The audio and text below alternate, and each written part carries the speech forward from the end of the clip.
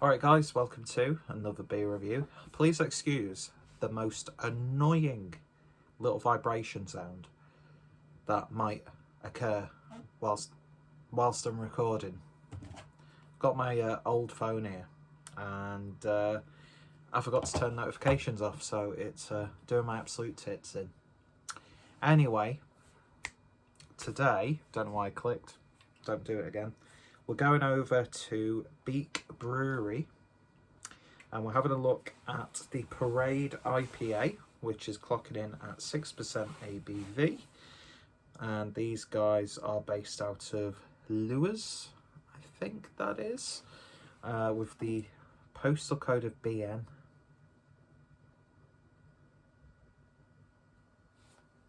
Is that Brighton? I don't know. As you're probably already aware, I am geographically challenged. But yeah, so I've heard a lot about this, brought to my attention by the legend, that is Ollie from Pint Size, who did a really awesome little video on this. And I heard a lot of people saying a lot of good things about this beer and the brewery itself. So the latest iteration of the Beak's Macunal House IPA combines London Fog yeast with three of our favourite hop varieties, Citra, Mosaic and Idaho 7, resulting in fruit bubblegum flavours of mango, orange peel, pineapple and ripe flat peaches. Packaged on the 7th of August, it's now the 13th of October, so it's a little bit, I wouldn't say too old when it's in a can. It does preserve the beer. Shut up phone quite well. And yeah, so the illustration on this is from Jay Cover, and the design is from a design house called Catalog, and I really like that. I like the simplicity of it. I'll have to see if they've got any merch available, but yeah, lovely little wrap on label there. That's all like when it's a little bit smaller. I don't know, it just adds personality. In fact, I'm going to take it off that surface now because it's doing my nutting. And yeah, so Beak Brewery. Beak means something completely different where I'm from. Andrew, is that a regional thing? If you know what Beak is, you know what Beak is. I don't partake in that. So, beer in the glass then. There we go, won't pour it all in. Shock horror? No, it's not clean glass. But yeah, look at that. That's a really nice, murky sort of mango chutney slash peach puree. Yeah, nothing's coming through that at all. But yeah, it's got a little bit of a darker look to it than some of the IPAs and pales that I've been having recently. One figure's worth of a nice soapy white head though. It's looking like an absolute treat in the glass. Before I get into it, pick this up from the Drink Valley.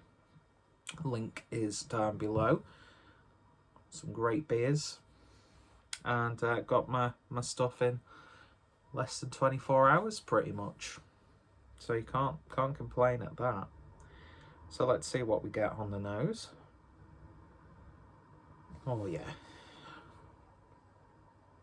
That Citra Mosaic just, it blends so nicely together.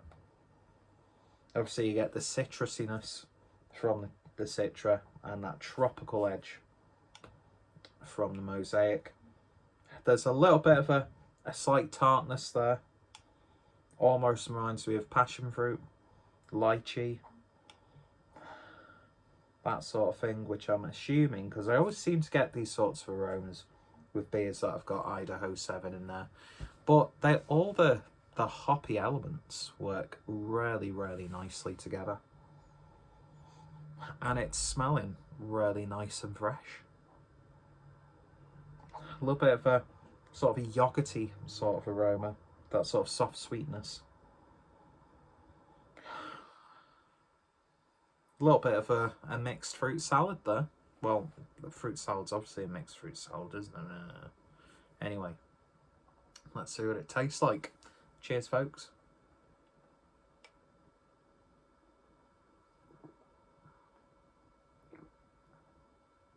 Ooh. Oh wow, that is lovely.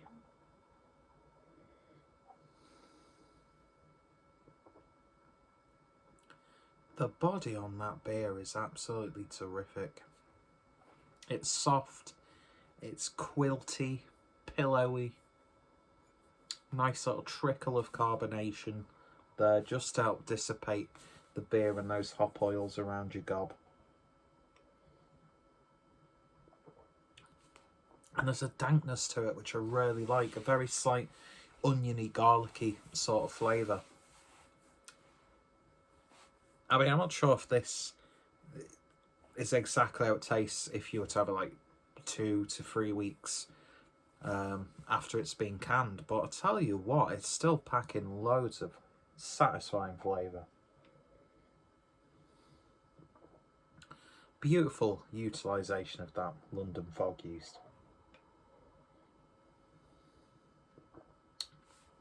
There's a little bit of a tarty, grapefruity, passion fruit bitterness on the back end with a very subtle dryness as well, which just makes you salivate as you're drinking it. I tell you what, that is absolutely phenomenal. It really, really is.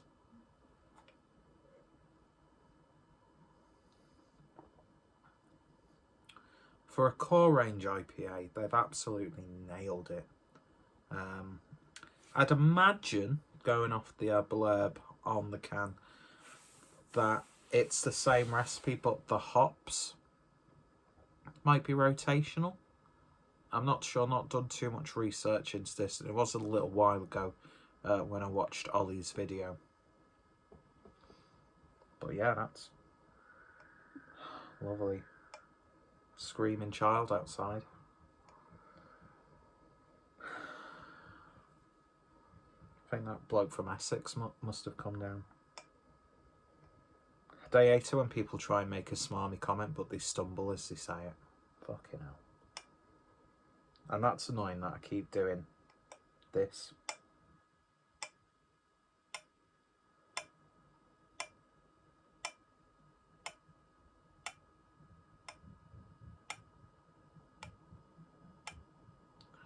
Anyway. That is magnificent. It really, really is. I'm very, very impressed with that. Not that my appreciation means anything. But yeah, man, that was so nice. It's got all the components of what I'm really enjoying about these sorts of IPAs. It's got a nice sweetness to it. I'm not going to shout at kids. I'll shout at neighbours. Well, don't shout because I don't want them to hear me, because do I look like I can handle myself in a confrontation? I mean, I fucking buy Lush body spray, do you know what I mean? Speaking of which, this is Lush. But yeah, not too sweet, not too savoury. I will definitely be buying this again.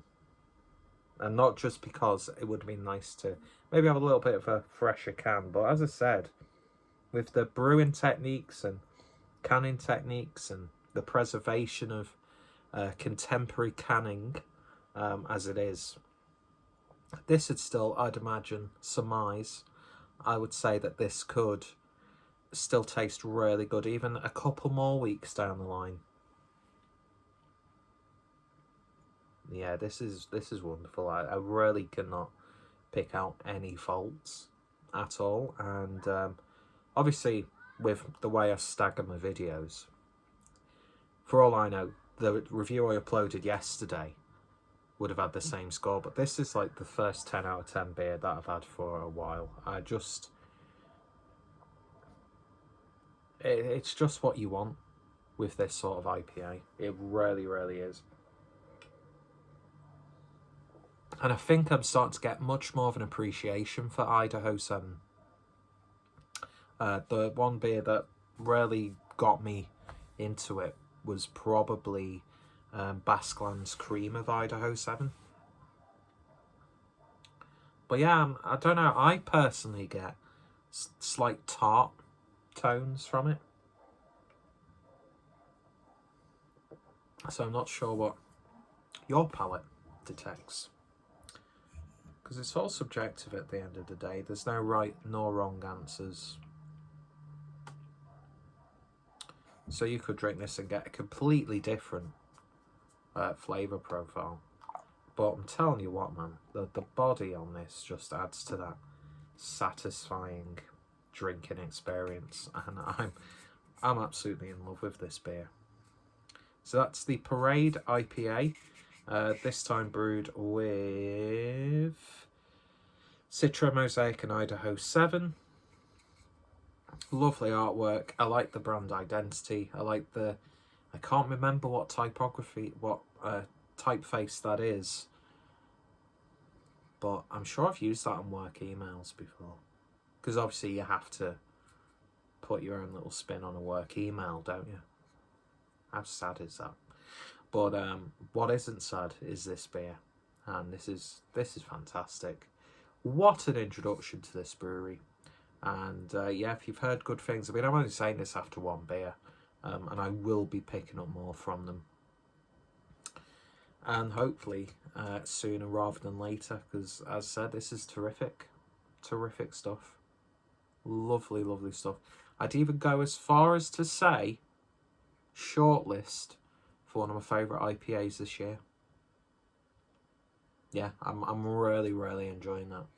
So if you've tried this, maybe you know a little bit more about the beer, then let me know your thoughts, opinions down below. What's some of your suggestions from Beak Brewery? I'd love to hear. I mean, I'll be picking up whatever I can get hold of, really. So, but your suggestions are always appreciated. Go check out the brewery.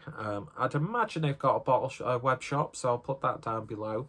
I'll also try and remember to put Ollie's much more superior and condensed and higher quality video in the description. But yeah, I'm going to enjoy the rest of this. So thank you guys for watching. Hope you're all doing well. And I'm off now to get myself some beak. So I shall see you all later. Bright-eyed and bushy-tailed. Cheers, folks. You all take care.